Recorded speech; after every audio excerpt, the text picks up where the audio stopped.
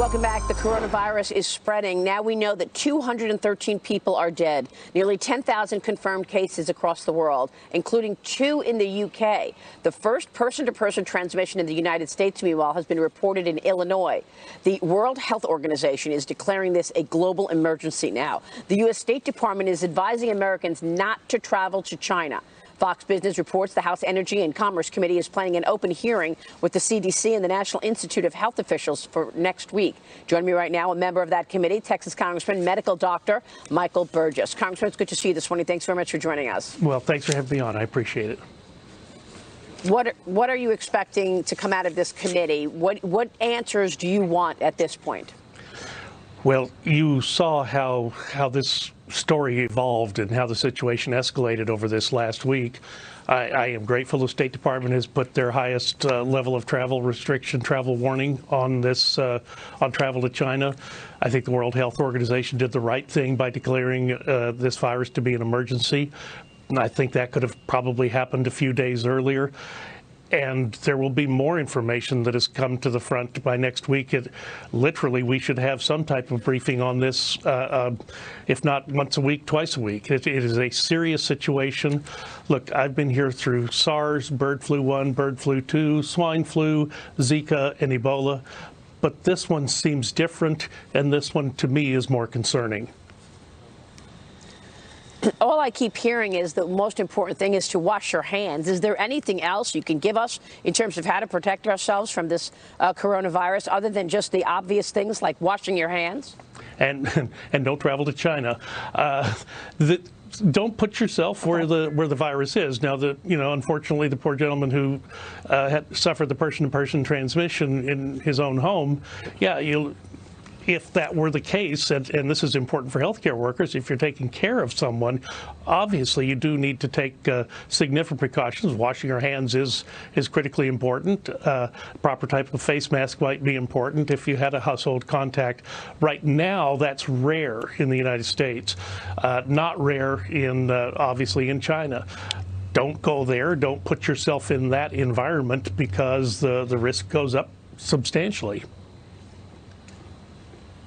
Congressman, this is Jack Brewer. Yes, Jack. I just literally canceled my flight. How you doing? Just canceled my flight to China. I was scheduled to go there February 9th. But I think one thing that a lot of Americans are wondering right now is how can we be confident that the Chinese government is actually telling us the real numbers and the extent of this virus right now? Because you see 213 deaths. That seems low given the impact and to see how it's spreading globally. Well, and do bear in mind, this has only been a story for 2 months, and look at, again, how quickly it's escalated. I think you're exactly right to have canceled your flight. That is extremely important. Your worry about the lack of information. Look, I was grateful that China shut down that city and canceled travel in and out of the city, Wuhan, where this seemed to be the epicenter of this epidemic. But the other fact is that information now is blocked from coming out of that city. So you're exactly correct. We really don't know the extent to how has the virus impacted the population of that city and what is life like on the street in that city, and we don't know because there is no information coming out. And you have a Chinese government that is normally pretty reticent to disclose information just on a good day, and this is going to be a worry. That's why the World Health Organization declaring the worldwide emergency is, I think, important. And China does need it. China needs help. It needs certainly the help from the World Health Organization. Needs help from American expertise. I know our scientists at CDC and NIH have been there offering their help. I don't know whether that's been accepted yet. I hope it is. That's very, very necessary, in my opinion. Let me switch gears, ask you about impeachment, Congressman. The trial may end soon, we understand. Tennessee Senator Lamar Alexander said last night he will not vote for witnesses. So that makes 50 GOP senators expected to vote against the measure. The last hope for Dems was a tie and a possible decision coming from the Supreme Court Chief Justice John Roberts. What are you expecting in that situation?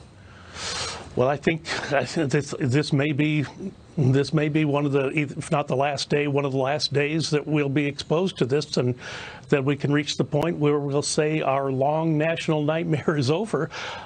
This needs to end. It never should have started. It should have never left the House. It should not, the case was thin from start to finish. It's been a terrible national trauma to put the country through. And look at, we kind of ignored the story on the coronavirus for several weeks because we were spellbound with impeachment. And what was Speaker Pelosi going to do with the papers that she now had? We kind of almost missed the fact that, the scheduling on fentanyl was about to expire. So fentanyl analogs would once again be legal on our streets. Not a good idea. And we just at the last minute were able to do that last week. The trade agreement between Mexico and Canada, how important that was, and it completely got obscured and eclipsed by all of the investigation and impeachment. Our farmers are in better shape now because of the U.S.-Mexico-Canada Free Trade Agreement, but it could have happened months ago. Wow. They could have had access to those markets for their fall harvest last year. As a farmer, you only get a chance to sell your crop once, and we damaged them. And I would say impeachment was one of the factors that led to that. So this will be great news for the country when this stops. Yeah, well said. That was a long list of close calls or things that could have been done much better. When you say it's over, I don't know about that, though, because they've promised to come up with something else if, in fact, the impeachment trial is over today. Congressman, it's good to see you, sir. Thanks very much. Thank you.